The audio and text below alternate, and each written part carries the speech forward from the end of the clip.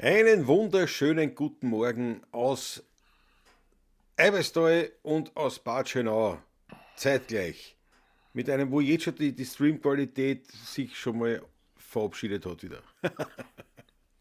Guten Morgen, Patrick. Guten Morgen auch von mir. Guten Morgen, lieber Klaus.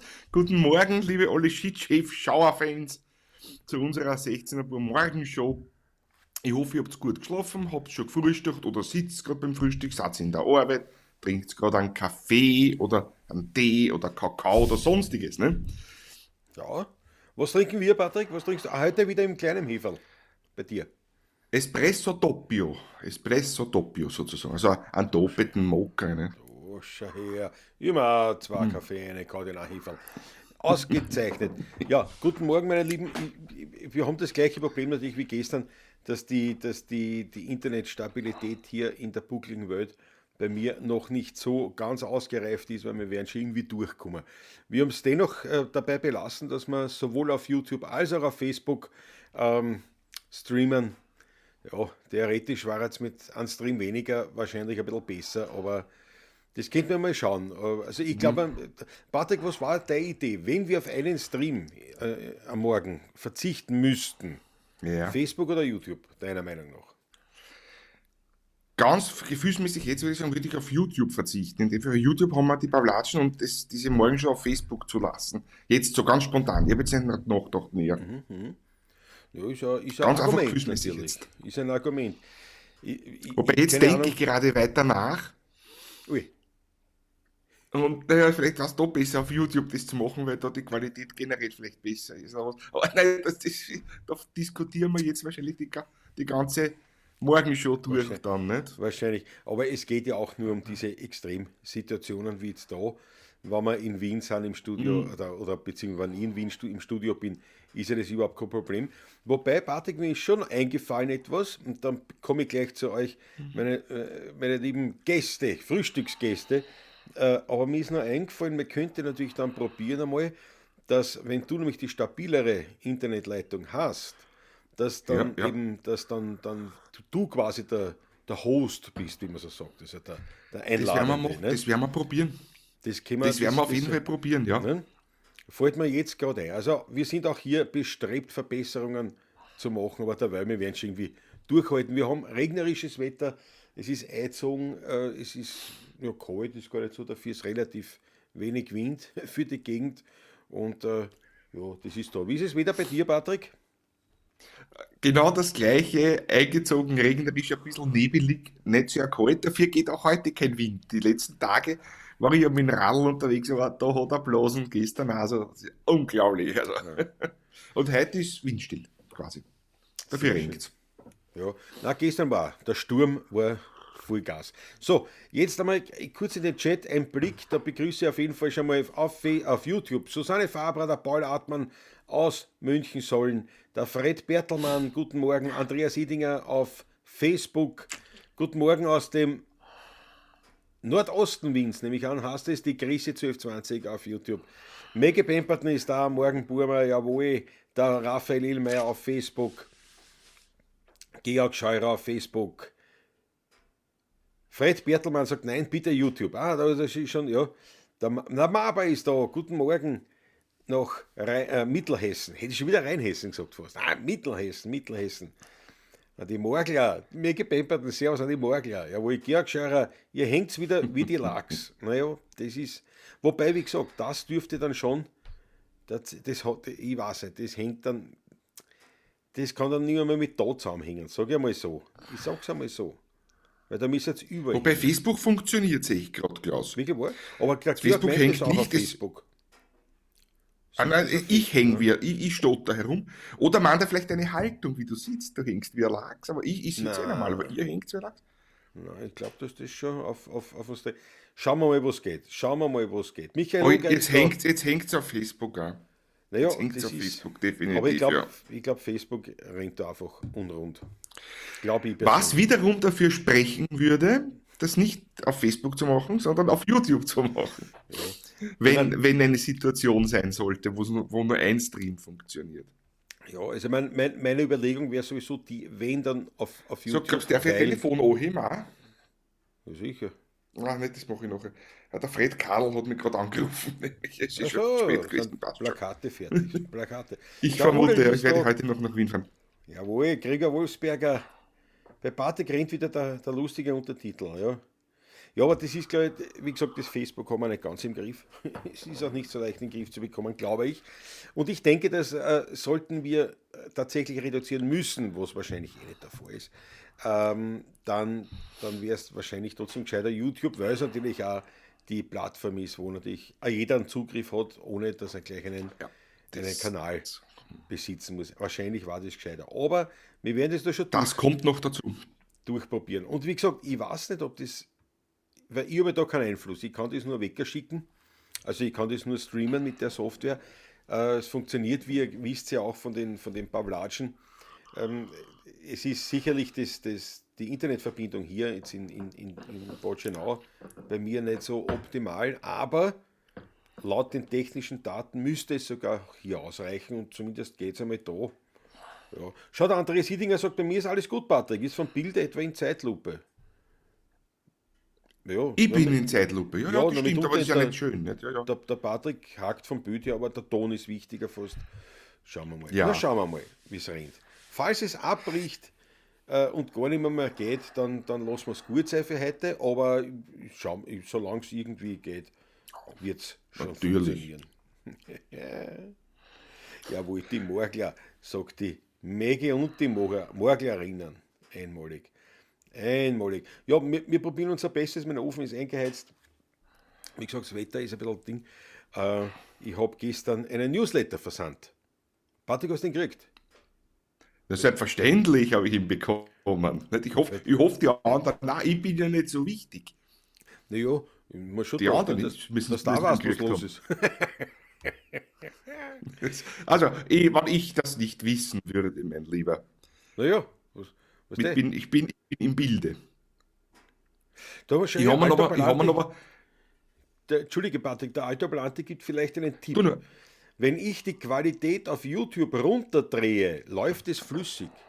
Aha, vielleicht kann man das selber als Konsument auf YouTube das auch einstellen. Wahrscheinlich. oh, ja, die Wahrscheinlich. Qualität, du kannst die Qualität einstellen und da gibt es zwar rechts unten, glaube ich, ist da, wo am Bildschirm ist dann erscheint ein Kastel, wo man das machen kann. Wo man die Qualität einstellen kann, ja. Aha, sagt Wenn ich mich 360 recht flüssig, jetzt. 1080 ruckelt. Okay. Ja, probiert es mal aus, wer auf YouTube da Schwierigkeiten hat. Äh, Der Paul Artmann, Newsletter erhalten, danke, ganz großartig. Auch die Mega den Newsletter erhalten. Und ja, Patrick, ich habe die unterbrochen gehabt, aber das schien mir eine wichtige Information zu sein. Aber ich weiß nicht mehr Na, was wobei. wollte ich sagen? Nur wegen einem Newsletter, aber ich gesagt, wenn ich nicht im Ja, Bilde bin, ist es nicht so schlimm und ich hab ihn doch nicht durchgelesen gestern. Ich hast du mache nicht das erst gelesen? heute jetzt. Lauter News, Ich habe ihn lauter nur gesehen, News. dass er gekommen ist, aber ich werde das jetzt dann machen, nachher, wenn ich mit der normalen Büroarbeit fortfahre. Sehr gut. Da Du, komme ich jetzt dann dazu. die, das ist eine sehr gute Geschichte. Georg Scheurer erhalten, Thomas Mayer winkt uns zu auf Facebook, Straßenhand sagt Guten Morgen, dürfte also alles halbwegs laufen. Ähm, Ich muss mich kurz die, verabschieden, ich komme gleich wieder, gell? Ich habe was Bitteschön. vergessen. Warte, ich schalte mich groß dabei. Ja, warte, ich sag so. Es ist nämlich so, ich habe den Newsletter ein bisschen überarbeitet, also quasi jetzt Design als auch Inhalt, wo nicht nur einfach schnöde die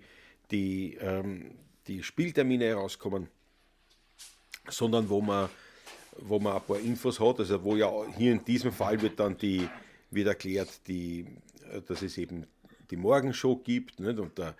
Und dass der Podcast entsteht und so weiter und so fort. Also diese Dinge kommen da vor und ich habe vor, also Patrick habe jetzt nur gesagt, dass ich ihn ein bisschen überarbeitet habe, ein bisschen neu gestaltet, also auch inhaltlich neu designt habe. Und ich habe vor, dass das dann mehr oder weniger alle 2 Wochen, dass ein Newsletter rauskommt und eben es nicht nur um Spieltermine geht, sondern auch die einen oder anderen News aus unseren Reihen oder zum Beispiel die Top-Videos der letzten 2 Wochen oder solche Sachen auf YouTube. Also irgendwie Gute sowas. Idee. Und da würde mich Ja. interessieren natürlich auch, Patrick, von dir, logischerweise, Ja. was du dazu sagst, aber auch von unseren Fans, wie kommt das nur? Mir fällt es schwer, Fan zu sagen. Mir fehlt, weil ich finde Fan, weil vielleicht deswegen, weil ich persönlich kein Fan, ich bin kein Fan. Es gibt niemanden, von dem ich ein Fan bin. Also ganz, ganz selten, ganz wenig.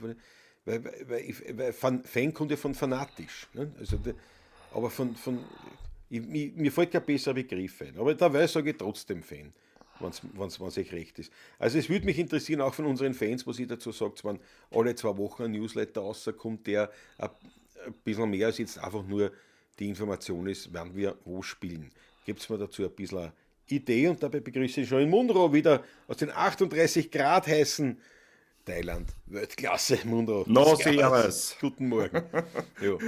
Patrick, was meinst du zu der Idee mit Na, servus. Du, ich finde es eine gute Idee. Also, wer es nicht lesen will, also zu viel ist es sicherlich nicht, sage ich einmal, wenn das öfters kommt. Und wenn auch mehr Information kommt, weil wer es nicht lesen will, braucht es ja nicht lesen einfach. Ich finde das super. Je mehr Information, umso besser prinzipiell einmal. Also, das ist eine gute Sache, finde ich. Sehr gut, sehr gut. Ja, absolut. Ja. Das, ja, ich denke mir eben auch, und es soll jetzt nicht überladen sein, aber es soll mir ein bisschen mehr einfach nur als Spieltermine sein. Ne? Das ist halt, ja. Schau, der Norbert Nutz auf Facebook grüßt aus den niederländischen Voralpen aus St. Egid. Meine Verehrung. Meine Verehrung. Habe die Ehre. Georg Scheurer meint auf YouTube, Don Rüssenkeller Termine stehen fest. Wann kommt der Flyer? Ich habe gerade zuerst erwähnt, weiß nicht, ob der Georg schon da war. Es hat mich gerade jemand angerufen. Ich vermute fast, dass die Flyer und die Plakate fertig sind und ich sie heute dann abholen fahre. Habe zwar was anderes geplant gehabt heute, aber das ist wichtig. Muss ich mich halt nach Otterkring begeben, aber macht nichts. Ist ja kein Problem. Otterkring. Man fährt ja immer wieder gern nach Otterkring, nicht? Aber halt ja. Selbst doch, die Frau Mama ist nicht da. Nein, wo ist denn? Frau Mama ist nicht zu Hause. Naja, die fährt ja heute mit meinem Bruder und meiner Schwägerin nach Salzburg. Auf Läppsche ist. Naja, gut. Ja. Sehr fein. Das ist ja die große Jagd, es ist ja die große Jagdmesse in Salzburg. Richtig. Die Jagd. Und da fährt ja der Oliver mit dem Roland und Norbert, Fischerei-Messe. Und die Mama fährt einfach mit und die werden Salzburg unsicher machen und meine Schwägerin und meine Mutter wahrscheinlich. Gute Idee. Während die Herren auf der Messe sind, ne? Ich war immer, also ich war früher eine Zeit lang in meiner Finanzberaterzeit, war ich sehr viel in Salzburg und da habe ich stets, also jeder Salzburg-Besuch wurde flankiert von einem Besuch in der Konditorei Fürst. Und die hat auch irgendwelche Mozartkugeln, ich weiß aber nicht welche, die originalen oder die echten. Ja. Ich weiß es nicht, aber gut. Der Fürst ist der die wirklich die ganz ursprünglichen hat. Das war der Erfinder der Fürst, definitiv. Und ich glaube, sie hassen die ist Gesetz, ist so. glaube ich. Ja, kann sein. Und das war wirklich die Erfindung. Ja. Aufdruck. Ja, genau, das waren die ersten. Ja, und da war sie immer, also einen ersten Stock hat das auch, das Lokal, also, aber es ist schon ewig her, dass ich in Salzburg war. Aber ich war damals sehr viel in Salzburg, du ja auch. Oder oft. Da waren wir viel. Überhaupt. Aber in den letzten Jahren warst du öfters in Salzburg als ich. Das kann man eigentlich Wobei ich war auch schon die letzten Jahre, seit schon, 20, die letzten 4 Jahre war ich wenig in Salzburg, aber vorher war ich sehr oft. Ja. Vorher Die Schwester meiner Großmutter, die Tante Litzi, hat ja nach Salzburg geheiratet, die hat ja die ganze Familie in Salzburg und ich werde natürlich heute und morgen auch treffen, das natürlich sein mit Urgroßcousinen, Großcousinen von mir, die freuen sich alle schon so, dass die Mama kommt und freuen sich nicht, dass ich nicht dabei bin, aber es ist halt so. Ja, Sie hätten mich auch gern gesehen. Ja. Aber es wird eine schöne Sache sein für den. Also auf jeden Fall. Und ich bin schon gespannt, was der Bruder sagen wird von der Jagdmesse. Findet ja dort vor, aller Voraussicht nach auch, weil ich glaube, dass die dort sind. Das Schuhhaus Rax aus Neunkirchen. Die werden dort sein, ja. Werbung unter Anführungszeichen. Nicht bezahlte, aber mein Schuhwerk kommt eigentlich von dort. Es ist ein Schuster und Schuhhaus in Neunkirchen, der wegen höchst qualitative Schuhe, das sind Brüder, sind 2 Brüder, die das Ewigkeiten machen. Und sehr, sehr erfolgreich, schöne, tolle, leibende Schuhe machen, auch bezahlbar. Und das Spannende ist nur, dass sie dann irgendwann vor einigen Jahren, oder Jahrzehnten vielleicht sogar schon her, dann gesagt haben, sie müssen auf Messen gehen, weil sie verkaufen da nichts mehr, weil die Schuhe ja halten. Nicht? Also du hast Wenn du von denen Schuhe kaufst, dann hast du die Schuhe und machst alle paar Jahre mal eine neue Sohlen auf. Aber das war's nicht, also weil das einfach Qualitätsschuhe sind. Und deswegen sind die auf Messen und sind spezialisiert auch stark unter anderem auf so Jagd- oder Wanderschuhe und so diese Dinge. Und da sind sie Ja. auf der Jagdmesse. Und das ist ein kleiner Einschub für das Schuhhaus Rax. Die sind wirklich leibend. Da kaufe ich meine Schuhe. Also es ist keine bezahlte Werbung, sondern ich zahle für meine Schuhe, aber das zahle ich mit sehr großer Freude. Und ja, auch du, Patrick, hast gesagt, du wirst einmal dort hinschauen, weil du was Haferlschuhe brauchst. Gell? Ja, ja. Ich brauch Haferlschuhe, ja genau. Und ich werd das verbinden, wenn wir wieder aus der Klause sind gemeinsam. Entweder bei der Hinfahrt oder wahrscheinlich am nächsten Tag bei der Rückfahrt. Es war ja eh schon einmal geplant, aber das Ja. funktionierte Oder dann warst du nicht auch so wirklich. gesoffen? Hm? Reden wir offen. Da warst du auch gesoffen und Ja, hast ich sag gesagt, ich nichts. fahre lieber heim. Also auch gesoffen. Am Vortag warst du auch gesoffen, aber du warst nicht ganz willig und fit in der Früh, dass du Ah, nicht wirklich. ja. Haferlschuhe, jetzt einmal sicherheitshalber, bevor wer fragt. Ich meine, Österreicher werden es wissen, die Süddeutschen sicher auch, aber viele andere vielleicht nicht. Was sind Haferlschuhe? Ja, habe ich die gefragt. Ah, ich höre die nicht. Wieso höre ich die nicht? Jetzt hängt er. Jetzt hängt er. Jetzt hängt er. Patrick, ich hau die aus, weil die wieder ein. Oder? Bist du da schon wieder? Nein, ich höre nicht. Wie ein Goldfisch. Ausgekaut. So, jetzt habe ich ihn ausgekaut. So machen wir das. Schauen wir mal. Weil es ist ja oft, ich habe ja nicht IT studiert, aber mir ist bewusst, dass in den meisten Fällen O-Dran, Auf-Dran eine recht eine gute Problemlösungsstrategie darstellt. Schauen wir mal, ob es da auch so ist. Werden wir sehen. Ja, werden wir sehen. Jawohl. Wir brauchen neue deutsche Begriffe, Fans, Follower, sogar Community. Ist alles nur Englisch, gibt es nichts auf Fernerisch. Ja, Maggie, das stimmt schon, aber es ist halt auch so, deswegen nenne ich ja auch wirklich bewusst den Newsletter Wiener Lied Insights, weil eben Englisch ist nun einmal die Lingua Franca der heutigen Zeit. Man kann man sie dagegen aussprechen oder nicht, aber es ändert nichts an der Tatsache, dass auf der Welt mehr oder weniger durchkommst, wenn du Englisch kannst. Oder zumindest irgendwie ein bisschen mit Englisch zurechtkommst. Und ich bin kein Fan davon, dass man unnötig viele Anglizismen verwendet, aber äh, es ist halt jetzt gerade diese Begriffe, die du ansprichst, denke ich mir halt, das kommt ja aus diesem Bereich des Social Media und das kommt aus Amerika. Also da ist es nur richtig, wenn man auch diese Begriffe verwendet, nach meiner Ansicht nach. Und das ist ähnlich wie, weiß ich nicht, was hätten wir jetzt noch als Beispiel? Was fällt mir noch ein? Nix fällt mir ein. Na schau, so weit sind wir. So weit sind wir, nix fällt mir ein. Na, da ist ja schon wieder der Patrick. Gott sei Dank rechtzeitig, bevor wir was tun. Der Patrick ist wieder da. Na sehr, ja, da ist er schon. Hallo, hallo, hört man mich Jawohl, jetzt? scharf, klar, eindeutig. Du, vielleicht ist bei dir auch das Netz heute ein bisschen schwach. Kann das vielleicht auch sein? Ist eh wurscht. Ich, ich habe schon, ich hab schon geschaut vorher, aber ich habe, glaube ich, 6 Mbit Upload, also Ja, immer. was ich Müsste gelesen habe reichen, früher. Das eigentlich müsste müsste es für, reichen. also das ist ja bei mir kein Stream, ich tue ja nur das Dings da verschicken. Also das wird auf jeden Fall reichen eigentlich. Ja, ja, stimmt. Das, was da kommt. Stimmt, ja. Wir haben gerade über die Anglizismen gesprochen. Ja, wie gesagt, das haben wir jetzt mal angesprochen, aber wir waren noch bei den Haferlschuhe. Was sind Haferlschuhe, Patrick? Haferlschuhe, traditionelles Schuhwerk, bei uns im Ostalpenraum, kann man so sagen. Ich glaube, das gibt es eigentlich ein relativ neues Schuhwerk. Gibt es erst so um die 200 Jahre eigentlich, wurden die entwickelt. Und war sowohl als zur Tracht getragen, als auch ein Arbeitsschuh, eigentlich ein Alltagsschuh gewesen. Beides. Bis heute zum Teil. Der Ja, Name kommt nämlich wirklich vom bayerischen Haferl. Die Bayern sagen ja Haferl zum Heferl, nicht? Oder zum Topf. Also das heißt eigentlich wörtlich bei uns in Österreich müsste man eigentlich Topfschuh dazu sagen. aha, das habe ich auch nicht gewusst zum Beispiel. Was Ja, ich so weiß, ja. ja. Und ein typisches Schuhwerk eigentlich im Ostalpenraum. Vom Bayerischen kommend, eigentlich aus dem Allgäu kommend. Was meinst du, im Mehr weiß ich jetzt Ostalpenraum? auch nicht Im, dazu. im Alpenraum überhaupt, Im, oder? O- im Du hast gesagt, Ostalpenraum vor allem. Alles, was Richtung Westen geht, ist eigentlich weniger das Typische im Ostalpenraum. Ja, aber haben die Tiroler nicht auch Haferlschuhe? Die haben Die die haben Tiroler doch haben es auch auch, ja, Hafer. genau.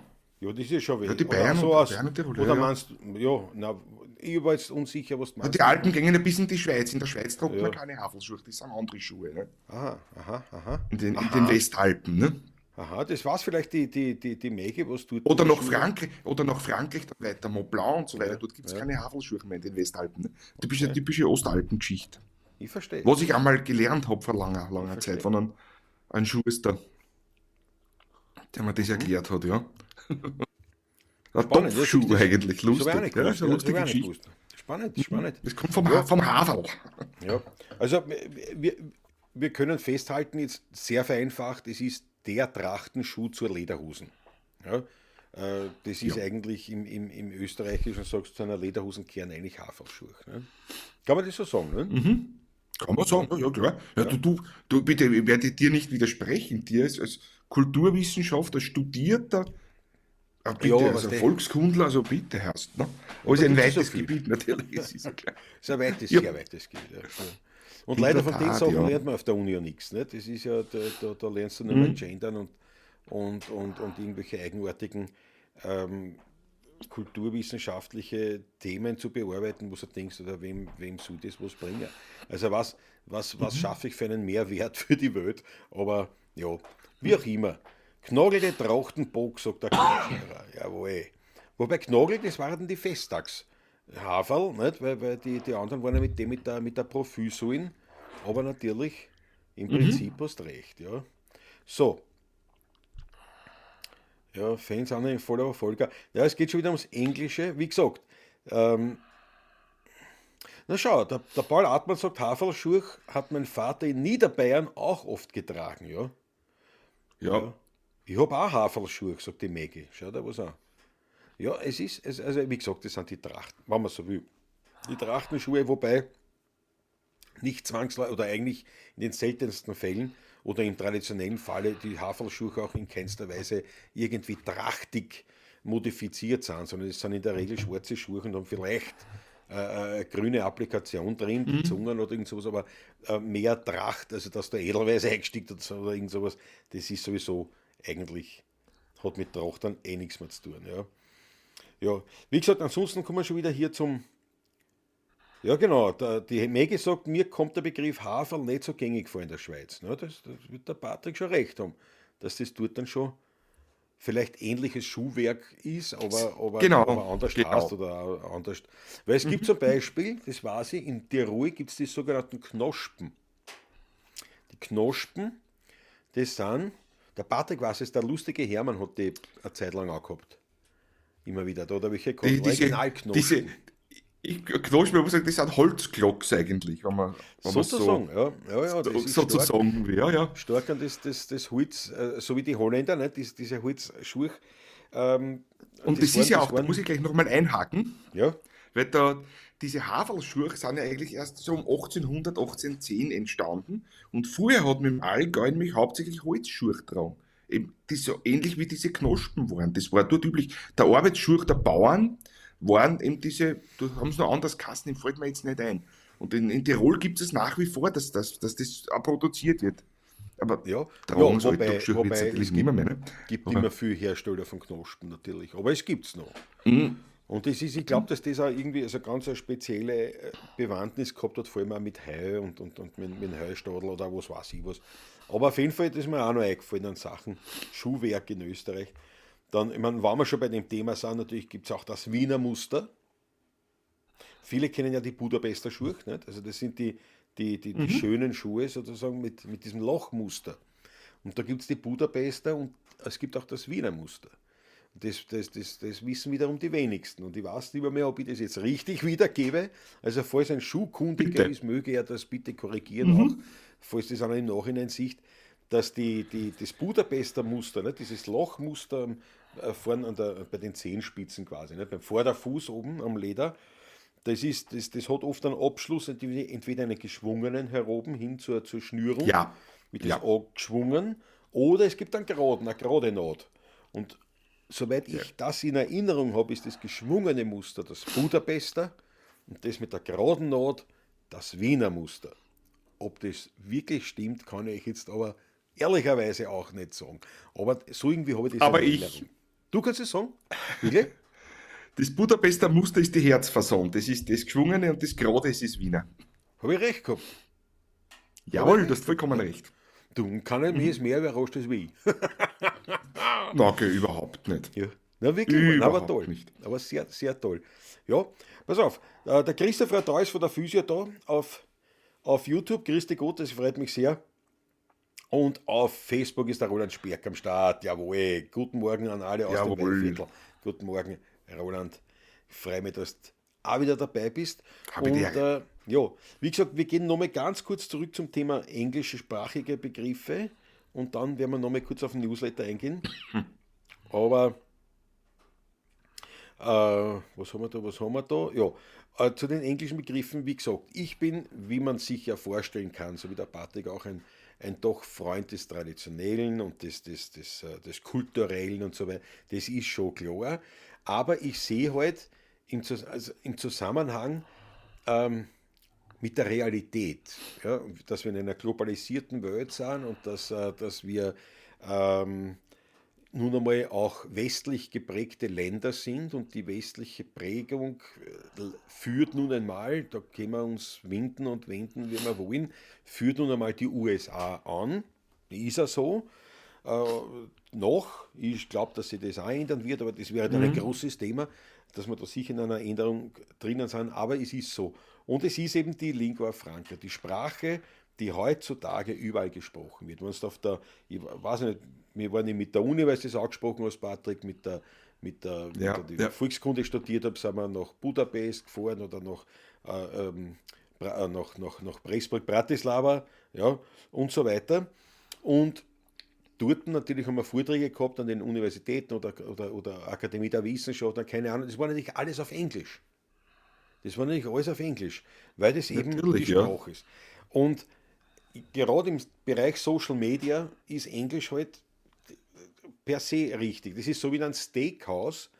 Es halt dann auch nicht heißt blutig eigentlich, sondern halt dann steht halt dort, wie heißt das, der Medium oder Rare und so weiter. Nicht? Das sagt man auch, weil das einfach diese Kultur, diese Steak-Kultur aus Amerika kommt. Ja? Und Ja. in diesem Zusammenhängen halte ich das für richtig und überhaupt nicht schlimm, dass man da englische Begriffe verwendet. Aber wenn ich natürlich sowas einbringe, wie wenn man sagt, statt das ist Leiber und dass man sagt, das ist nice. Ja, also in dieser Alltagssprache englische Begriffe da denke ich mir schon, also das ist nicht notwendig. Wie machst du das, Patrick? Ja, ich finde immer, wenn es um Fachbegriffe geht oder um kulturelle Errungenschaften, die zum Beispiel gerade wie diese Steak-Kultur oder sowas, wenn sowas aus englischsprachigen Ländern kommt, übernimmt man diese Worte. Wenn ich jetzt aber Dialekt rede oder in unserer Sprache rede, in der Muttersprache sprich, brauche ich nicht dauernd irgendwelche Anglizismen zusätzlich einbauen. Das ist schade, das ist ja Blödsinn, nicht? Nur da gibt es ja noch dazu lustige Ausdrücke, die es ja im Englischen gar nicht gibt. Das unser Handy zum Beispiel. Ne? Ja, ja. Das gibt es im Englischsprachigen nicht. Ne? Und Das umgekehrt ist ja sind die Mobile Ärgsten- oder Cellphone. Aber es ist Ja, Handy, ein Handy, ne? aber es Gibt's gibt nur dann bei auch uns im Deutschen. die schrägsten deutschen Wörter wiederum haben sie in Amerika übernommen, wie Kindergarten oder Zettelkasten zum Beispiel. Nicht? Der Original. Zum Beispiel, Ich mein, ja. warum können die nicht übernehmen einen Begriff, der leichter geht, wie, keine Ahnung. Ja. Orchkasselschwarf oder so. Ja, Nicht? Nein, das ist immer so ein Beispiel, ich denke Blödsinn, mir, ne? kein Mensch in Österreich sagt Orchkasselschwarf. Kein Mensch. Na wer? Das ist ungefähr so Niemand. beim Würstelstandl. Also wenn du dort ein Eitrige mit einem Bugel und einem Krokodil und einem Gespielbahn bestößt und ein 16er Blech, dann outest du dich in dieser Sekunde als Nicht-Wiener. Kein Wiener bestellt so beim Würstelstandl. Ja. Keiner. Das ist eine reine Nein. Urban Legend, um gleich einen Anglizismus zu verwenden. Schau, der Mundo sagt zum Beispiel, Anglizismen sind ein No-Go. Ja, genau, ein No-Go. Das ist, ich nehme an, dass das satirisch gemeint ist. Anglizismen ein No-Go. Aber ich denke mir das wirklich, also auch hier, wie in allen Bereichen, denke ich mal, ist es halt sinnvoll, nicht in dieses Extrem zu verfallen. Nicht? Die einen, die also wirklich nahezu jedes deutsche Wort im Satz dann mit einem englischen Begriff auswechseln, Schwachsinn.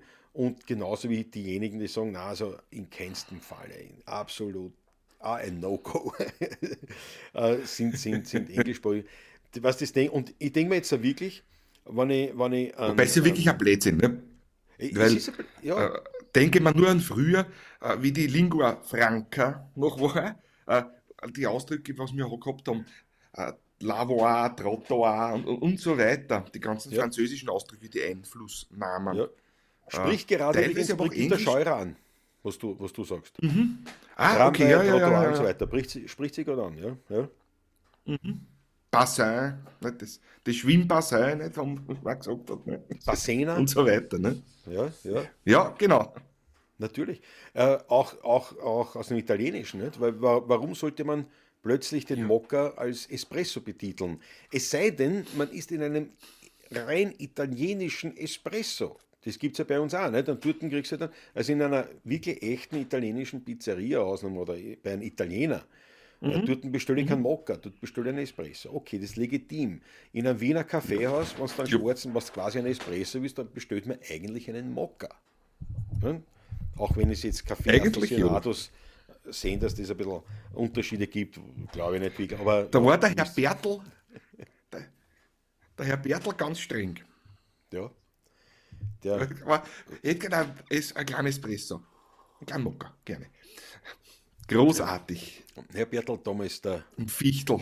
der letzte Oberkönner im Café Fichtel, das es leider auch nicht mehr gibt. Ja, pass auf, jetzt muss ich kurz da nochmal weiterschauen, was wir da haben. Also wie gesagt, Brigitte Scheuer sehe ich genauso. Das hat es eben gegeben, diese Begriffe. Das war zum Beispiel ja, es hat ja Zeiten gegeben, ist ja am österreichischen Hofe, zum Beispiel ist ja auch Französisch geredet worden. Nicht? Das war halt, nicht? Das ist halt, ich mache heute Abend ein Baconbomb, nehme ich an, heißt es. Christoph Radau, klingt leiwand, weiß nicht, was das ist, aber ein Baconbomb stelle ich mir halt jetzt so vor, wie es klingt. Das ist Ja, ich weiß schon, was das ist.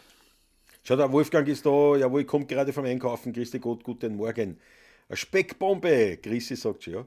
Aber das ist eben das, weil wenn das aus dieser Barbecue-Kultur kommt, aus der amerikanischen, nicht, dann kann man es ja sagen. Aber wenn ich natürlich sage zu einem, weiß ich nicht, fällt mir da ein Kotelett, wobei Kotelett ist ja auch schon, jetzt ja wurscht, also es gibt Fremdworte und es Carbonaden. genau. Aber es ist halt, ja. So, pass auf, jetzt gehen wir nochmal Hackbrat mit Bacon und Mandel. Jawohl. Aber faschiert's, wie heißt denn faschiert's auf Englisch eigentlich? Also Hack im Deutschen, faschiert's auf Österreichisch. Wie tät man zu dem Song im Englischen? Weiß ich, wisst ihr die gar nicht. Ja, ich weiß, ja, das ist ja, ich stehe auf der Leitung gerade. Haché sagt man auch mitunter. Haché sagt man aber auch im Österreichischen, gell? Mitunter. Ja, Haché, also Haché-Hörnchen oder was, nicht? Ja, Klassiker, nicht? Aber bei uns sagen wir das immer Hörnchen mit Faschierten. Also Haché. Ich kann mich erinnern, wie ich dann irgendwann als Jugendlicher bei einem Wirten das mit die Menütafel gelesen habe, da ist gestanden Haché-Hörnchen. Und jetzt habe ich meiner Mutter gesagt, bitte, was ist das? Und die Mutter hat gesagt, ja, weißt du, Hörnchen mit Faschierten. So, pass auf, jetzt muss ich da ein bisschen im Chat schauen. Der Alter Balanti sagt, hallo Klaus, ich habe gestern dein Live-Video zum doppelten Motorradunfall angehört. Wahnsinn, haben die neuen Reifen dann etwas verbessert, bzw. wurde der Asphalt erneuert? Du, ob der Asphalt erneuert ist, das bezweifle ich stark. Ich bin seither dort eigentlich nicht vorbeigefahren, oder? Nein, nicht einmal mein Auto. Nein, also direkt dort an der Sicher Stelle. ist sicher. Aber nein, das nicht, aber das war damals nur, weil ich die Ausfahrt gemacht habe, dort quasi nicht. Aber ich bin dort in dem Grätzl natürlich öfters gefahren und mir wäre nicht aufgefallen, dass da irgendwer was gemacht hat. Und die neuen Reifen, ja, glaube ich schon, gefühlsmäßig schon. Aber es war natürlich schon eine leibende Geschichte.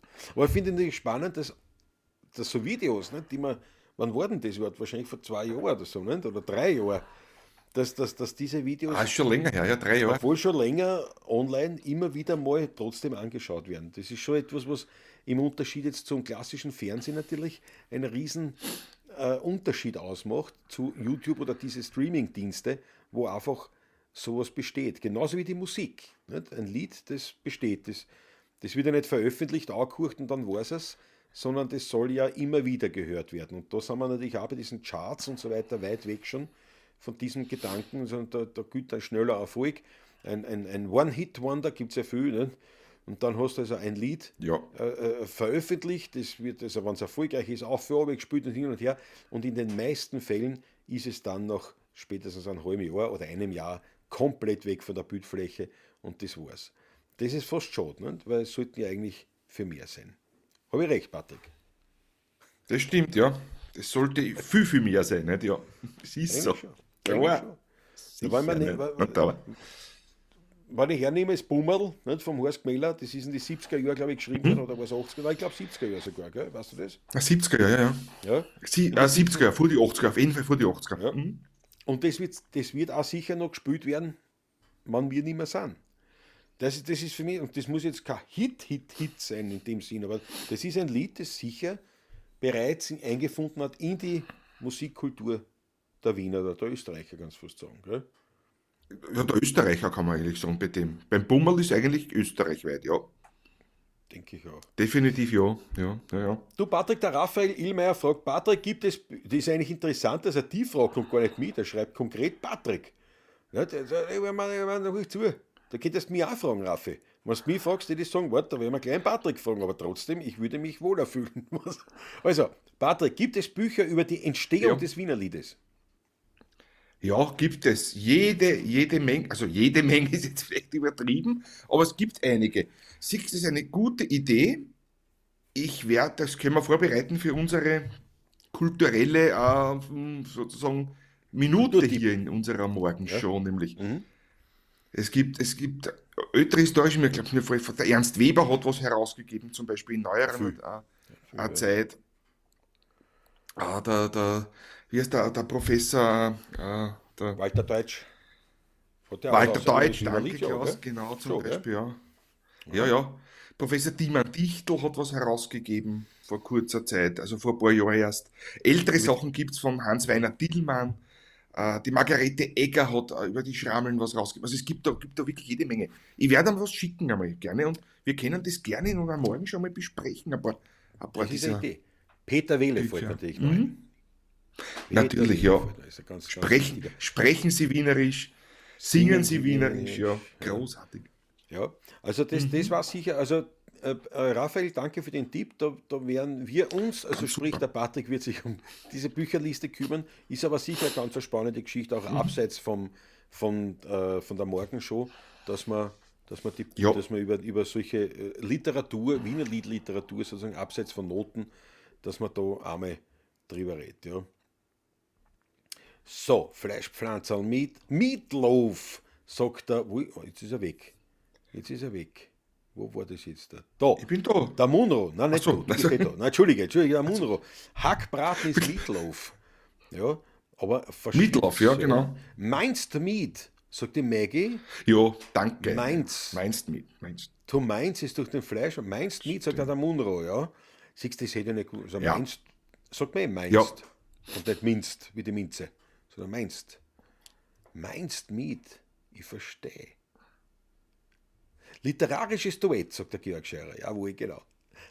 So, und jetzt, ja, Patrick, was? Weil Fleischpflanzerl, weil ich gelesen habe, da sieht man schon wieder die deutsche Sprache, wie unterschiedlich das ist, wo man für ein und dasselbe, wie viele Ausdrücke es gibt dafür. Bei uns in Wien sagt man Fleischlaberl dazu. Ne? Im Bayerischen sagt man Fleischpflanzerl. Bis hin zu Buletten, da gibt es immer, und die Zubereitung ändert sich ein bisschen unterschiedlich. Ne? Frikadellen gibt es auch noch, ja. Das Großartig. Aber das geht bei uns gar nicht. Also in dem Moment, wo ich liebe Fleischlaberl, in dem Moment, wo du mir servierst mit dem Hinweis, dass es Frikadellen sind, muss ich erst einen Schluck Wein nehmen oder irgend sowas, damit ich mich wieder resetten kann. Weil allein der Begriff Frikadelle, jetzt bei Fleischpflanzern habe ich das nicht so, aber bei Frikadelle, das dreht sich bei mir auf einmal komplett und denke mir, das ist nicht, kann nicht zum Fressen sein. Weil die Bezeichnung irgendwie, weiß nicht, das taugt mir nicht. Das taugt mir nicht. Das klingt so nach Fisch irgendwie, gell? Ja, ja. Finde ich, So für mich, viel. also Ja, rein phonetisch, ne? Frikadelle, ja. das wie Sardelle quasi fast. Ne? Genau. Und So wahrscheinlich habe ich das als Kind irgendwie einmal so mitgekriegt, so Frikadellen friss ich nicht. Ja. möglich. Schaut, der Raphael Illmeier meint, schick mir bitte eine Liste. Ja. Raphael, das werden wir angehen. Ja, Das werden wir wirklich, das werden wir vielleicht auch wirklich als Thema, als eigenes Thema hinbringen, was mich ja auch wieder zurück ein bisschen bringt zum Newsletter, zur Idee, warum ich gesagt habe, dass man da ein bisschen was, dass ich da ein bisschen mehr reinpacken möchte. Ich will jetzt da nicht, also es geht schon zeitlich gar nicht, dass ich jetzt da ein großes, wie soll ich sagen, quasi einen Blog starte, wo halt dann der Newsletter das weitergibt, sondern einfach ein paar Infos abgeben. Es geht dann da eben auch um so, zum Beispiel wäre etwas, ein Literaturtipp für den Newsletter. Nicht? Ein Tipp. Es wäre auch was wie zum Beispiel der Pawlatschenwein des Monats Ausnahme oder irgend sowas, ja, in die Richtung. ja, Also wo genau. man da schon ein bisschen was bisschen mehr macht, auch mehr, ähm, wie soll ich sagen, mehr reinbringt, was auch inhaltlich zu uns passt. Also wo man sagt, ja, das ist jetzt nicht einfach nur, da geht es ums Wienerlied oder solche Sachen, sondern auch irgendwie um die 16er Buben. Ich will jetzt nicht sagen Privates, aber ein bisschen was, wo man einfach feststellt, na, das sind die zwei. Das ist einfach, weil das macht es ja aus. Ich denke mal, bei aller Social-Media-Geschichte, aller Online-Geschichte und so weiter, das Wichtige ist ja, dass da zwei Menschen sitzen. Einer natürlich fescher wie der andere, aber es geht mir um Das diesen glaube ich. menschlichen Aspekt. Und ich glaube nämlich, dass dieses Menschliche, dieses Authentische, dieses Echte, ja, dass das eben nicht berechnete Statistik ausgewertete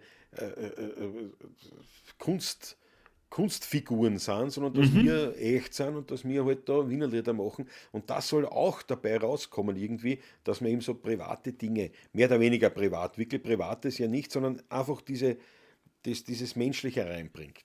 Ein bisschen, zum Beispiel in der Form und auch in Form von Literatur oder von Literaturtipps oder sowas, weil das ja uns auch ausmacht. Wie siehst du das, Patrick? Absolut. Absolut, genau so ist es. Ein bisschen, gerade die Kulturtipps sind wichtig, und ein bisschen so kleine Einblicke ins private Leben, was man sonst noch macht, außer Musik. Ich finde das ganz, ganz, ganz wichtig, dass ihr das auch ein bisschen mitkriegt. Das ist auch interessant, denke ich mal vielleicht. Interessant ist, wenn man nur immer so trocken über irgendwas Thematisches, über Wiener Musik oder sowas macht. Gehört natürlich dazu, aber es gehört auch ein Großteil natürlich dazu des Lebens. Ich meine, beim Schlafen werden wir uns nicht filmen oder sowas oder beim Zähneputzen. Wobei Zähneputzen hätte fast schon wieder was. So Na, ich weiß nicht. begleitet mich am Tag nicht vom Aufstehen bis zum Niederlegen oder so. Ja, Aber nein, nein, Big das war Brother jetzt machen auch wir eher nicht. spaßig gemeint, gell, Ja, so ist schon, nein. das ist mir klar. Na, aber ich glaub so eben einfach das, dass da Menschen sitzen, weil ja auch das Private ist ja dann privat, dann weiß man, aha, na, das ist privat und dann, wenn man mal irgendwo persönlich sie trifft, man kommt ins Plaudern, dann kommen ja ohnehin nochmal private Sachen aus, ja, man weiß, man sieht da eben einen Menschen da. Nicht? Tja, die Maggie sagt es richtig, das heißt heutzutage Storytelling. Jawohl, jawohl, bravo Maggie, bravo Ja, Maggie. Ja, ja, ja, ja. es ist schon natürlich mit Geschichtel verbunden, aber eben vor allem auch mit dieser Identität oder dieser Kultur der 16er Buben untereinander. So denke ich mir das ist einfach wichtig. Und da werden wir auch, habe ich schon angekündigt, den Podcast Wienerlied Insights eben jetzt nicht nur füllen mit diesen Sendungen. Übrigens, die Sendung von gestern habe ich noch gar nicht aufgeladen können, weil das hätte Aus gedauert. verständlichen Gründen, ne? Stunden. Ja, Stunden Ja, hätte es dauert. ja, Das hat mein Computer ja. blockiert. Aber, äh, aber also diese Sendungen kommen auf und so weiter. Und wir wollen grundsätzlich, der Patrick und ich, wollen wir gestalten also pro Woche. Wir wollen es nicht einmal in der Woche machen, sondern wir wollen das rein produktionstechnisch schon zusammenfassen. Aber grundsätzlich soll einmal in der Woche eben ein YouTube-Video rauskommen, wo wir ein Thema behandeln. Schlicht und einfach ein Thema. Ja, Das wäre dann auch das Podcast-Thema für einmal in der Woche, das quasi genau. ernstzunehmende Auch genau. hier ist die Idee, dass wir Gäste dazu einladen und so weiter. Aber eben, dass man da schon ein bisschen mit einer gewissen Ernsthaftigkeit an Themen auch rangehen, die von der Entstehung des Wienerliedes bis hin zu wirklichen, vielleicht politisch nicht, aber wie soll ich sagen, ähm, Betrieb oder wie kann man das sagen? Gesellschaftspolitisch vielleicht schon, kulturpolitisch, das ist eigentlich der Begriff, die bis dorthin gehen können. Kulturpolitisch, ja, genau, Genau, genau. genau, ja. Also das wollen wir da schon behandeln. Und da wäre zum Beispiel wirklich ein Thema, was ganz interessant wäre, dass wir eine Sendung machen. Das wird nicht live sein, das sage ich auch gleich, das sind produzierte Videos, dass wir eine Sendung machen über Wiener Lied Literatur. Das wäre zum Beispiel was. Und ja. Und wenn das zum Beispiel online geht, sowas, nicht, dann kann man das ja hier auch anteasern, dann haben wir hier auch nochmal eine Möglichkeit, über das Thema zu sprechen. Ich glaube, das war eine ganz interessante Geschichte. Wie seht ihr das? Das würde mich interessieren. Schau, Hacklaberl, der Munro. Jawohl. Die Großmutter hat gesagt, Hacklaberl. Oder ist das was anderes? Nein, das ist eh ein Fleischlaberl, aber das, ja, also haben wir nicht gesagt, aber man wird sofort erkennen als Fleischlaberl, ja.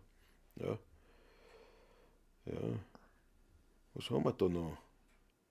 Da hingegen gibt es ja dann noch die Cevapcici, ne?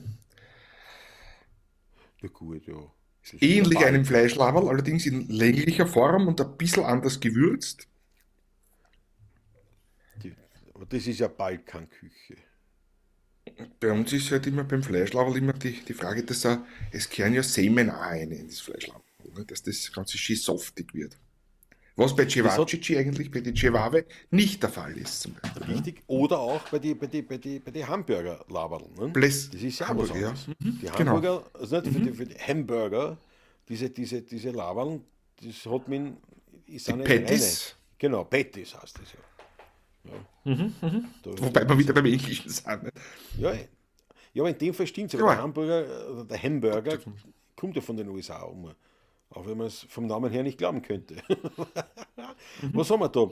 Du, der Fleischlaberl Rules. Jawohl, Georg Scheurer, ganz genau. Hacktäschli für Bulette in Schweiz. Hacktäschli. Tätschli, so. Weil Tätschli ist eine Hacktätschli. Ja, weil man so zusammentatschelt, wahrscheinlich. Du, der Gregor Wolfsberger auf Facebook sagt, Josef Anton Stranitzky, übrigens ein gebürtiger Knittelfelder, spielte zu Beginn seiner Karriere als Wiener Hans Wurst im Pawlatschen-Theater auf der Freiung in Wien. Da schau her. Sagt noch auch nichts. Also der Anton Stranitzky aus Knittelfeld. Josef Anton Stranitzky. Hans Wurst. Apropos Hans Wurst, das ist ja, interessant. wenn Ja, wir Lied in der Reißen, also das können wir jetzt versprechen schon, Patrick, gell, das werden wir am Montag noch nicht können, weil wir ja. jetzt nicht zum Zusammenspielen gekommen sind, aber Nicht zusammengekommen sind, ja. gut, vielleicht kommen wir am Montag früher zusammen, da geht man es vielleicht noch mal zusammen einschauen, aber spätestens, ich sage jetzt mal kurz drauf, ein Lied, das ich mir schon lange wünsche, dass wir das uns einlernen Ja, und das passt zu der ja, Aussage für den Wiener Hans Wurst, der Wurstel. Den ja, Wurstel kann keiner unbedingt. da schlagen. Das können wir auf jeden Fall also spätestens eine Woche drauf können wir es auf jeden Fall. Ich kann es eh schon auch. Ich muss das schon da so. Also das wird schon. Das ist in Arbeit. Der Georg Scheurer sagt nämlich auch was Wichtiges, dass der neue Brief für Newsletter, ja, erreicht auch die nicht elektrifizierten. Ja, das stimmt natürlich. Ja. Also, weil E-Mail hat bald einer, eher noch als ihm jetzt Social Media Content irgendwie den erreicht. Und ich muss auch sagen, es kommen wirklich Abonnenten dazu. Also der Newsletter wird in der Woche sicherlich kommen da ja, wöchentlich 3, 4 im Schnitt dazu. 5 vielleicht sogar. Also ich habe schon oft, sehe ich schon, dass da ein Eingang ist an Newsletter und daher habe ich mir auch gedacht, dass man das vielleicht ein bisschen intensiver gestalten kann. Und ja, das glaube ich auch, dass das. Ich kann mich nur erinnern, früher haben wir in der Studentenzeit die weil der Georg da sagt Neubrief für Newsletter. Und wir haben die Ja, Webseite, ja. die Homepage, haben wir dann benannt statt ins Latein, nicht, als Ding, als Pagina Domestica. Und natürlich Ja, relevant, genau. aber so, das weiß, versteht ja keiner. Ich meine, du kannst gleich www hinschreiben, dann kennst du die aus und fertig. Aber wie man das, weil eben Homepage, da dieses Englische sicher nicht. Ne? Der Georg Scheurer meint Das doch war mit halt so damals, ja. das war so, ja, mit Ja, ja. Lesermeinung. Meint das der Georg Scheurer zum Beispiel, mit Lesermeinung. Was meinst du jetzt bei den Büchern oder was? Aber gut, wie soll man das? Beefsteaky, Christoph Rateuer. Beefsteaky, Pleskavica, fällt da. Die Geschichte über das Wienerlied Ja, ist ein gutes genau. Thema, gell, Wolfgang? Ja, das ist sicher. Es ist natürlich auch sehr umfangreich, darf man auch nicht vergessen. Schau, die Maggie sagt, ja, ich bin sicher für all diese Themen. Jawohl. Das weiß ich, Maggie, ja, das weiß ich. Ja. Aber schau, die Chrissy sagt, der Hacklaberl kennt es nicht. Ja. Den Begriff kenne ich auch nicht, Hacklaberl. Aber wenn jetzt einer sagt Nein? Hacklaberl, würde ich vermuten, was gemeint ist. Also das ist dann. Peter Wehle ist ein guter Tipp, sagt der Wolfgang, ja. Eine Legende der Hans Wurst. Bitte googeln, Gregor Wolfsberger, ja. Wie hat der Kassen Stranitzky, gell? Patrick merkt, er schreibt sich das auf, Stranitzky, ja. Patrick. Stranitzky hab ich schon gemerkt. Ich Josef speichere. Anton Stranitzky. Stranitzky. Weltklasse, Weltklasse. Gregor, danke für diesen Tipp. Die Nathalie Kohlafer ist da. Großartig. Guten Morgen, Burschen. Entschuldige die Verspätung. Ne? Ausnahmsweise. Ausnahmsweise. Entschuldigen wir natürlich der Neuigkeitenbrief. Bitte schön, bitte. Aber selbst wenn man jetzt eben zum Beispiel Neubrief oder Neuigkeitenbrief, die Chrissy schreibt, natürlich könnte man das sowieso sagen, aber ganz ehrlich, Newsletter weiß man weiß, was ein Newsletter ist. Beim anderen muss das überlegen, was will der? Ach so, der will ums Verrecken nicht Newsletter sagen. Weißt, so würde ich das halt sehen. Ja, ja. Schau, der Raphael hat schon. Josef Anton Stranitzky war ein österreichischer Schauspieler, Theaterschriftsteller und Theaterleiter. Er gilt als Begründer des Altwiener Volkstheaters und Erfinder des darin auftretenden Wiener Hans Wurst. Zudem hat er ein von der Medizinischen Fakultät Wien geprüfter Zahnarzt. Da schau her. Georg Scheurer hat Leserbriefe der Meinungen im Neubrief. Ja, das ist eine Idee, Georg. Das ist eine Idee, aber das müsste man irgendwie kolportieren, dass ich natürlich auch solche Zuschriften kriege. Die ist am Weg jetzt auch zur Untersuchung, jawohl. Na Freunde, dann müssen wir aber jetzt eine haben Jawohl. für den Adi Rehberger, die, Die Tassen, die die Tassen. Heferln. Genau. Haut seine die Die Heferln, Heferln. haut seine die Jawohl. Heferln zur geistig-seelisch-energetischen Unterstützung von unserem Adi Rehberger, der eine Untersuchung im AK hat. Und da sollen ihm die Wellen der Kaffeeheferln sollen ihm da wirklich unterstützen. Stranitzen sind doch auch was zum Essen, oder was? Ulrich, die Stanitzeln. Nicht Stranitzen, sondern Sta Stanitzeln. Aber, Stanitzel. aber gut, genau. Gut Die getan. Draden. Und wie du sagst in Wien Tüte dazu. Ja, Das ist ein natürlich. Stanitzel.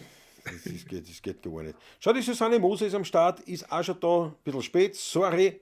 Schau, das finde ich leid, wenn sich die Herrschaften entschuldigen, dass spät zu unserem Livestream war. Sehr leid. Arztbesuch, Ihr seid Blutabnahme und so leibend. weiter. Jawohl. Aber Susanne Das ist Moser, wirklich leibend. schön, dass du da bist und hoffentlich ist alles gut. Und da fahren scheine die Kaffee von Adi und ich hoffe, die Nathalie richtet das auch dem Adi dann aus, dass er da von der Morgenrunde, der Kaffeerunde, der Kaffeetratschrunde, der Kaffee, mir fehlen da die Begrifflichkeiten, ich muss noch eine finden. Die Kaffeehausrunde, kann man sagen, das Wiener Kaffeehaus, der 16er Burm, live online, das Online-Kaffeehaus. Oder das Online-Café, das 16er Online-Café. Geht man auch so. Jetzt fehlt noch das Publikum, die Kartenspieler. Ja, na vielleicht spielen welche, weiß ich nicht. Die sind halt nicht im Chat. Das spielt wer, was weiß man. Ja. Was Die, weiß man, gell? die Damenrunde in Pastellfarben gekleidet, alle im Kostümchen. Ja, Die ja. war auch immer herrlich.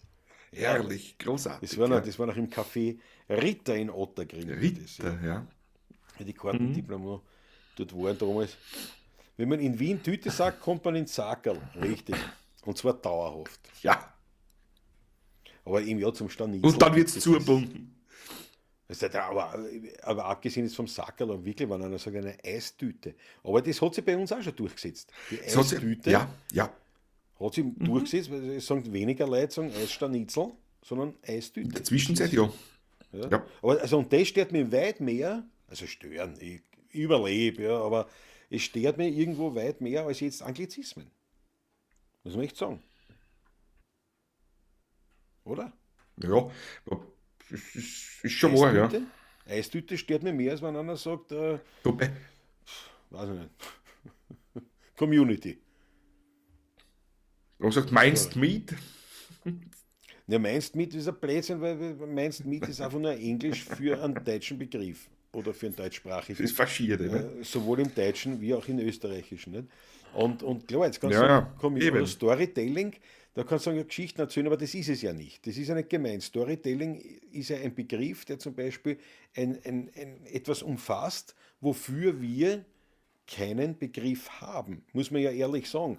Weil Mhm. Storytelling ist eben, vor allem aus dem Marktwirtschaft, also aus dem Mhm. Marketingtechnischen und aus dieser Geschichte außer, das deckt mehr um, als wenn du bei uns einfach nur sagst, zum Beispiel jetzt Geschichteldrucker. Storyteller ist eben ja, ein Geschichteldrucker, aber auch nicht wirklich. Das heißt, das sind schon Begrifflichkeiten oder eben Community. Community heißt Gemeinschaft, übersetzt, das ist richtig, aber mit Mhm. einer Community meint man was anderes als mit Gemeinschaft. In den meisten Fällen. Man kann es schon auch synonym verwenden, aber eben Definitiv, ja. und daher, und das ist halt nicht so wie es in Amerika gesagt haben, wir haben Kindergarten, wir haben da jetzt keinen Begriff, aber Kindergarten ist eigentlich genau das, was wir sagen wollen. Es hat ja keiner entschieden, sondern es ist entstanden. Nicht? Aber, und darum haben sie halt weiter Kindergarten gesagt. Nicht? Ja, das ist eben so wie Zettelkasten, was ich überhaupt großartig finde, weil sagt schon bei uns keiner mehr Zettelkasten. Nicht? Aber ist egal.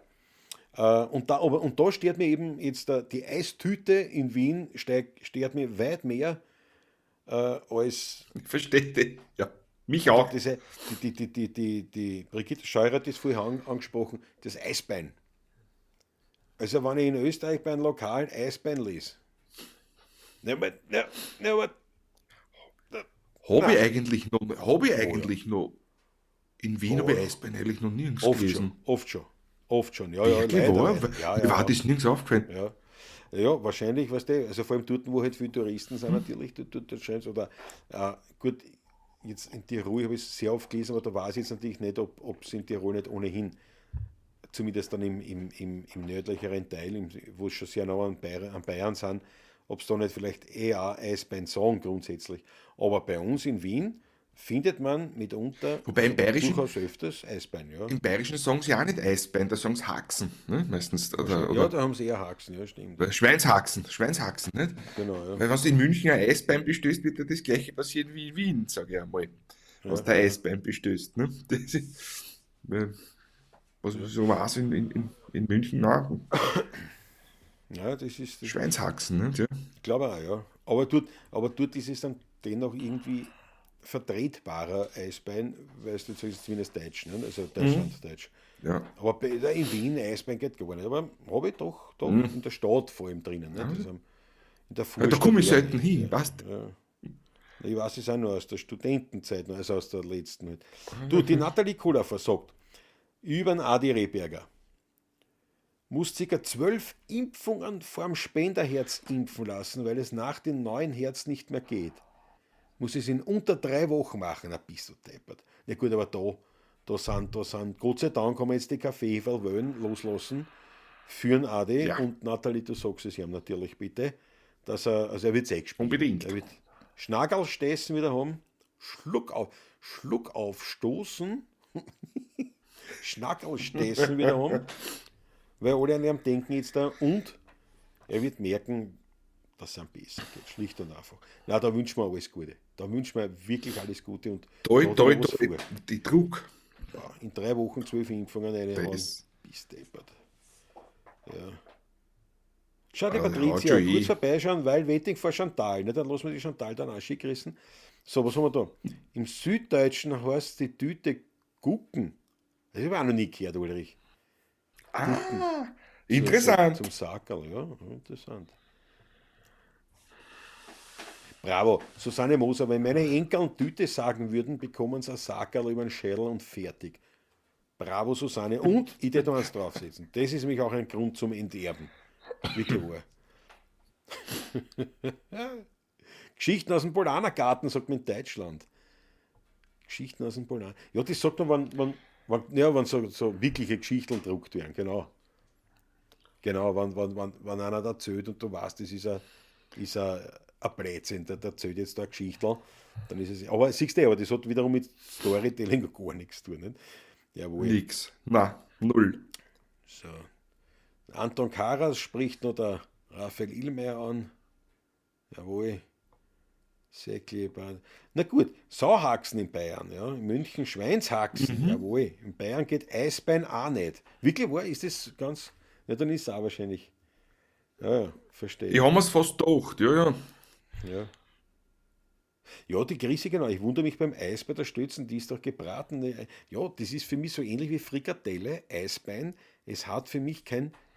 Das erschließt sich mir der Sinn nicht. Warum das Eisbein heißt. Ja. So, passt auf, jawohl. Der Adi wird sich freuen über die Kaffeefallen. Es gibt eine Bedingung. Ja, Freunde, super. es ist 10 Uhr. Ich glaube, wir können Schon langsam? bedenkenlos, diese Morgenshow lassen. Ich werde mich heute bewegen auf eine Messe, Patrick. Auf eine Messe. Ja, auf eine Messe, wo fährst du denn hin? Auf welche Nach Messe Wiener gehst du? Neustadt. Was ist denn jetzt? Hausbaumesse. Neustadt? Also, Hausbaumesse, ja, ich weiß nicht, ob's wunderbar. Hausbaumesse heißt, aber halt so, ja, Heimwerker. Bin sehr Hausbaumesse. gespannt, was du mir berichten wirst. Ja, Ich freu mich schon. wahrscheinlich wäre ich mörderisch enttäuscht sein, wie Wirst bei feiern. allen Messen, wo jetzt war. Ha? Wahrscheinlich Wäre wirst du fein. umeinander feiern. Jetzt sagen, also ein Blödsinn hätte ich mir doch das sparen können. Also überall das Gleiche. Da steht gar nichts dort eigentlich, was interessant ist. Und was du nicht sonst auch im Bauhaus findest oder in irgendwelchen Baumärkten findest. Ja.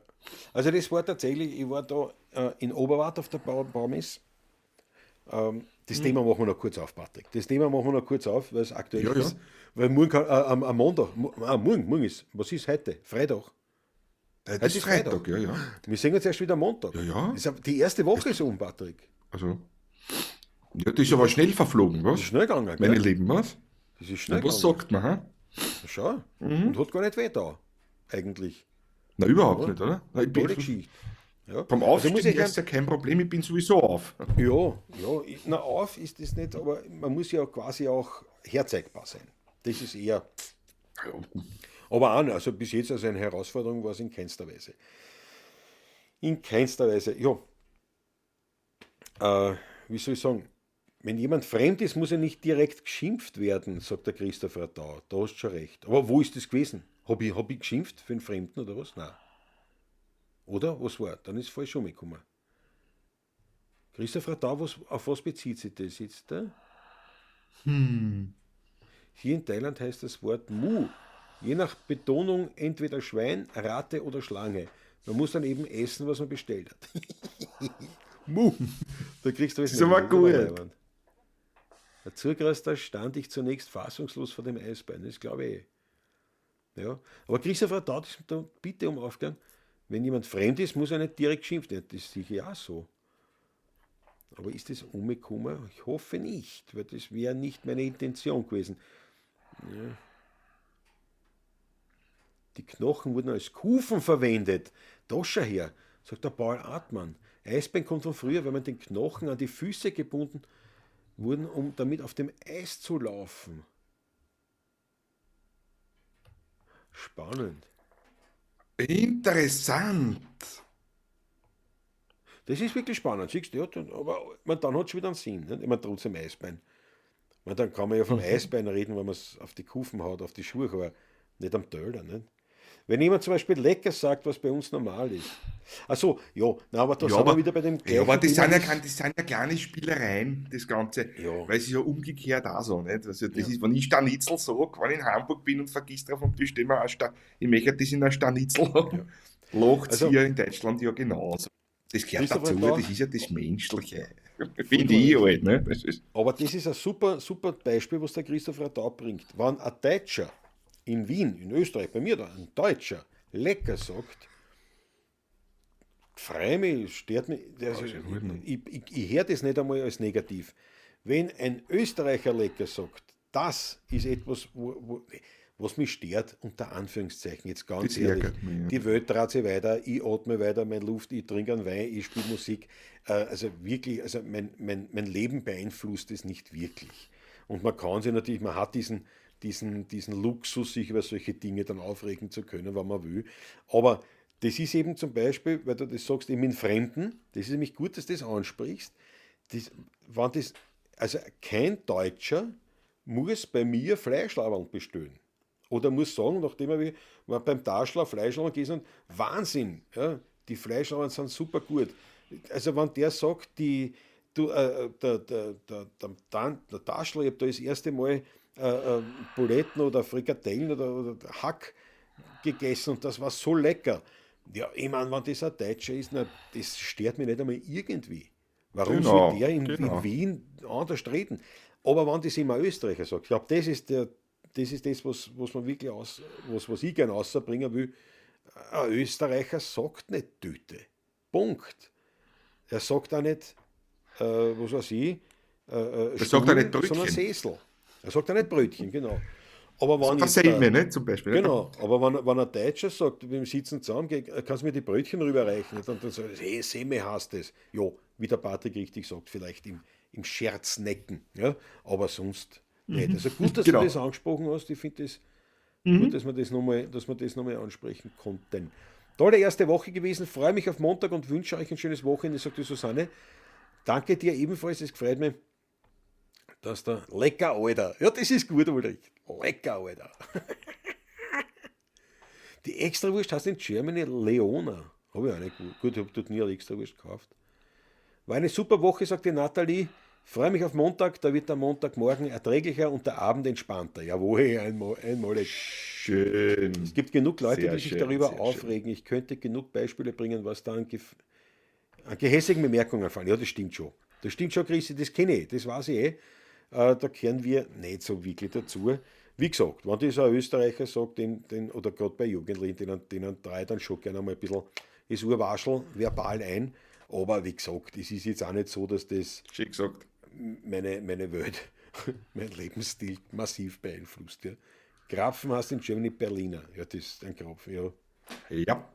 Aber ich habe jetzt zum Beispiel kein Problem, auch wenn ich jetzt in Deutschland bin, dass ich ihm sage, eine Tüte. Ich meine, ich sage ein Zackerl, weil ich halt nie Tüte sage.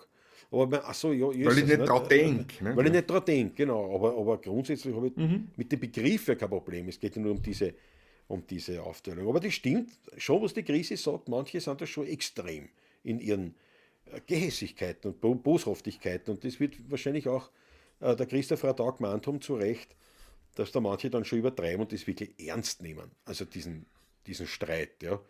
Und ich denke mir, das ist, wenn ich schon mit einem Deutschen oder mit Wurscht, wie man jetzt als Beispiel mit einem Deutschen an einem Tisch sitzt oder mich mit dem unterhält oder der Mhm. mit mir jetzt in einem Zusammenhang steht, naja, dann sind wir ja schon irgendwie mehr verbunden. Nicht? Also, und warum soll ich mich dann aufregen, weil der anders redet? Nicht? Wie gesagt, beim Österreicher, da gehört schon manchmal mitunter Mhm. ein Tochtel, wie man sagen, ein Tochtel, was die für einen Blödsinn reden. Ne? Ja, gerade der Patrick, ich fall vom Sessel. Fahr heim, dann weiß er's. Ah ja, genau, Chrissy, ja, Da der muss man Deutsche, ein ja. bisschen was erklären dazu allerdings, weil es kommt darauf an, wie man auf einen zugeht, nicht? Weil dieser besagte Beefke war nicht höflich, nicht freundlich, gar nichts. Der ist so wirklich so von der Weiden schon, spielen Sie mal, warum ist es am Rhein so schön, klopft man so eine auf die Schulter drauf. Man so, die Körbe den nicht kennt, ne? Da habe ich gedacht, weißt du was, Alter, vorhand, dann war's das, ne? Jawohl. Darum Vollkommen kam richtig. das so zustande. Und das Zu war, glaube ich, Recht. tatsächlich ein Ja, Beefke, weil ich glaube, es war ein Preis, wie sie dann das auch so ja, ausgestellt haben. ja, Das war ja, ja. ein direkter Aber Nachfahre was war der Beefke, General oder was war der? Oder General wie? Piefke, ja.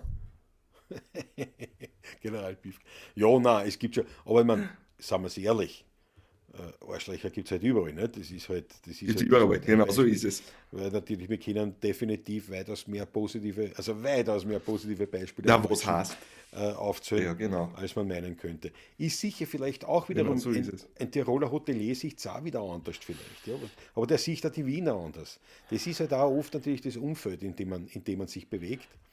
Ja, Und ja, was soll er machen? Ja, na, auf jeden Fall, was mich stört, wenn die Speisen auf der Speisekarte einer österreichischen Gaststätte steht. Brigitte, ja genau. Nein, wie gesagt, also wenn Österreicher, sei es jetzt ein Wirt, ein Unternehmer, was auch immer, einfach nur jemand auf der Straße, wenn ein Österreicher deutsches Deutsch verwendet, das stört mich persönlich weit mehr, als wenn Anglizismen, die ohnehin brauchbarer sind in manchen Bereichen, Ja, ja. verwendet werden, weil, wie gesagt, das eine ist verständlich, weil eben Storytelling hat einen anderen Begriff, Community hat mitunter einen anderen Begriff, ein Follower ist eben, ein Follower-Face, da weiß man, was gemeint ist. Wenn ich sage, ein Folgender ist, was soll das? Ja? Das stimmt ja nicht. Das sind einfach Begrifflichkeiten, die als solches verwendet werden, das stört mich nicht. Weil wenn ein Österreicher oder ein österreichisches Lokal steht hat, es gibt, weiß ich nicht, Eisbein oder sowas, dann finde ich das auch ausgesprochen, sagen wir mal, Ja, irritierend. komisch. Komisch. Ja, ja. Absolut, ja. Das hat Mensch, der noch Meier, der war schon ein bisschen Entschuldigt abgefüllt. kurz. Ja. Naja, wie gesagt, wir kommen aber ich bin von meinem Messethema jetzt dann wieder abgewichen. Jetzt reden schon über die Grapfen. Eigentlich wollten wir zum Schluss kommen, gell? Ja, eigentlich schon. In Salzburg ist es der Brauch, ja. Wobei natürlich, es ist halt natürlich, Salzburg ist direkt an der Grenze. Das ist auch wieder was anderes. Weißt du, was ich meine? Das ist schon, weißt du, also ich will nicht zu vorschnell urteilen, aber grundsätzlich im Kern der Sache gebe ich dir recht oder teile ich deine Meinung. Ich bin schon einer, der ein bisschen auf die eigene Kultur schon auch einen Wert legt und das gehört dazu, aber ich bin da jetzt kein Extremist. Und wenn das halt so nah an der Stadt ist, da hast du halt viel Deutsche da, ne? Warum soll das nicht so sein? Ne? Andererseits halt natürlich ein Deutscher, der oft nach Österreich kommt, ne? Dem brauchst du nicht Eisbein hinschreiben, weil der weiß, was ein Stützen ist. Der weiß ja in Bayern auch, was ein Schweinshaxen ist, wenn nicht Eisbein Ich ist. weiß auch, was eine Frikadelle ist und was ein Genau, Buletten ist. Ne? genau, richtig, ja.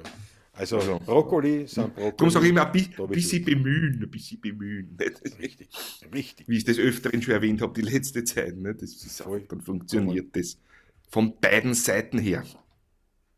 absolut richtig. Und ich würde sagen, ich werde die Messegeschichte, wenn wir am Montag behandeln, weil dann kann ich nicht erzählen, wie es war. Da hast du den Vergleich und kannst den Vergleich beleuchten, sozusagen, dann Ja, zwischen den Vergleich. Es ist, verschiedenen Messen. aber Ich bin gespannt. eines als, wie sagt man da, nicht als Trailer, sondern als, um jetzt bei den englischen Begriffen zu sein. Ne? Weil Trailer ist auch Trailer, ne? Zum Beispiel, ne? Sagt man auch auf Englisch. Trailer ist ein Trailer, da gibt es keinen deutschen Begriff, keinen gescheiten. Aber als Teaser, auch das ist ein Begriff, den man nur aus dem Englischen kennt, tut mir leid. Als Teaser könnte ich noch anmerken, ich wollte ja in Wien gehen auf die, wie heißt's? Auf die Klaus, eine Bitte hätte ich. Teigfahren. Ja, was? Nein, du spür dich nicht mit dem Mikrofon unten, das hört man. Das hört man. Ah, Ja, okay. danke. Ja, no, da geht schon. Entschuldige, das war ganz extrem jetzt gerade, nämlich Ja, bei mir ich zumindest. verstehe. Na gut, danke für den Hinweis. Ja, Ich habe jetzt schauen müssen, was das ist. Ich glaube, das ist bei mir irgendwas, aber dann ja habe ich ich gesehen, dass verstehe. du unten herum. Passt. Ich verstehe. Kannst du einen neuen Ofen suchen, Christoph Radau? Ja, nein, tut nicht. Ähm, Erzähl uns am Montag, was du alles eingekauft hast. Ich habe nichts, ich werde nichts einkaufen, aber ganz wichtig, eine leibende Aussage noch von Munro, der trifft es auf den Punkt. Sprachen sind zur Kommunikation, nicht zur Ab- oder Ausgrenzung. Bravo, Munro. Das ist genau der Punkt.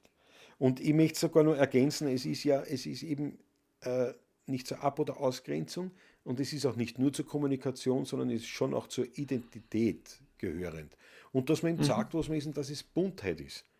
Und eben nicht, dass nicht jeder Deutschsprachige also die gleiche Sprache spricht, sondern dass wir Dialekte haben, dass wir Begrifflichkeiten haben, unterschiedliche, dass die Mundart eine andere ist. Das macht diese Buntheit aus, die ich leibend finde. Ja, sogar bei Das ist ja Ausländern, das also zum Schöne. Ja. Beispiel jetzt in meinem Fall halt, weil mit Englisch leichter tue, ist mit Hausnummer Türkisch jetzt da. Aber beim Englischen, ich finde das total spannend, wenn du dann außerhörst, weil der ist aus den USA und wahrscheinlich eher südlich, eher nördlich. Mehr könnte ich da nicht feststellen. Aber nein, das muss ein Australier sein oder ein Brite, weißt du?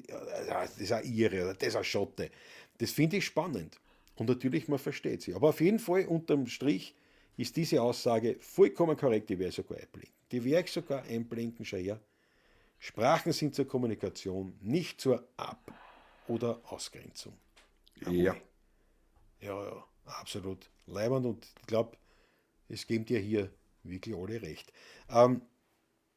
Das als kurzen Teaser zum Montag für die Messe, weil wir am Montag schon wieder vergessen haben, dass wir über die Messe reden. Sicher nicht. Das passt Die schon. Baubranche ist ja eingegangen. Nicht? Also das sehen nur die hinschauen. Die Politik sieht das noch nicht so. Oder die fangen da schon langsam das irgendwie wahrzunehmen. Aber die Baubranche ist eingegangen und ein guter Hinweis dazu, oder ein Beweis dafür, oder ein Indiz, ist die Hausbaumesse in Wien gewesen. Weil die war letzte Woche und ich wollte ursprünglich hingehen. Und ich war früher, wie ich das Haus gekauft habe, oder auch auf Suche nach dem Haus war ich auf allen diesen Baumessen. Und das war in Wien am Messegelände, es waren mehrere Hallen. Und heuer, da bin ich gar nicht hingegangen, war die Wiener Hausbaumesse in der Marxhalle. Es ist eine Halle, wo ein paar Standeln waren. Da haben wir gedacht, da gehe ich gleich gar nicht hin. Dann haben wir angeschaut, welche Aussteller das sind, was die Staubsauger, also alles Mögliche, was bei jeder Messe hast, die mit dem an sich nichts zu tun haben. Und da haben wir gedacht, das gebe ich mir nicht. Also das ist schade und da siehst du, dass die Wiener Hausbaumesse vom Messegelände mit mehreren Hallen, wo alle großen Anbieter auch ausgestellt haben, Werkzeuganbieter und Co., das hat es gar nicht mehr gegeben. Und warum ich da jetzt in Neustadt oder in Oberwart war, das liegt nur daran, dass das eben bei mir da in der Nähe ist und man eventuell regionale Betriebe kennenlernt und für etwaige Projekte, dass man dann weiß, wem gibt es in der Umgebung. Das ist eigentlich der einzige Grund. Aber sehr wahrscheinlich wird es so sein, dass es wie bei vielen Messen, auch abseits dieser Branche, eher enttäuscht ist und sich dann doch wieder ins Internet zurückzieht. Aber das können wir am Montag dann wirklich besprechen. Patrick, Das werden wir am Montag wirklich besprechen, ja. Na, hast du noch nichts irgendwas zum Wichtiges. Sagen? Ich begebe mich jetzt dann nach Wien, werde die Plakate für den Dornröschenkeller abholen, auf das freue ich mich schon, dass endlich auch die ausgeliefert sind. Und in der Zwischenzeit ein paar Telefonate muss ich führen, es haben mir jetzt 10 oder 11 Leute angerufen gerade. Mit verschiedenen Nummern und Leute, die ich kenne und nicht kenne. Und Vielleicht das werde ich kommt jetzt ein auch noch bearbeiten müssen. Ich hoffe. Vielleicht kommt ein Geschäft. Ja, ich hoffe doch. Ja, na, wunderbar. War leibend, schönes Wochenende euch zwei, sagt der Norbert Super. Lutz auf Facebook. Ich danke euch vielmals, schön, dass ihr dabei wart. Die erste Woche haben wir hinter uns gebracht. Ich glaube, es war leibend. Ja, und wir sehen uns nächste Woche wie gewohnt, kann man jetzt schon fast sagen. Ja? Und wir werden sicher Ja. immer besser und immer strukturierter. Und es wird wachsen. Mit eurer Hilfe, mit eurem Beisein wird diese Morgen schon was werden. Patrick, Dankeschön. Wünsche dir einen schönen Tag. Euch allen auch. Danke. Dickes Puzzle. Viert euch gut. Schönes Wochenende. Viert euch, Baba. Viel Spaß am Wochenende.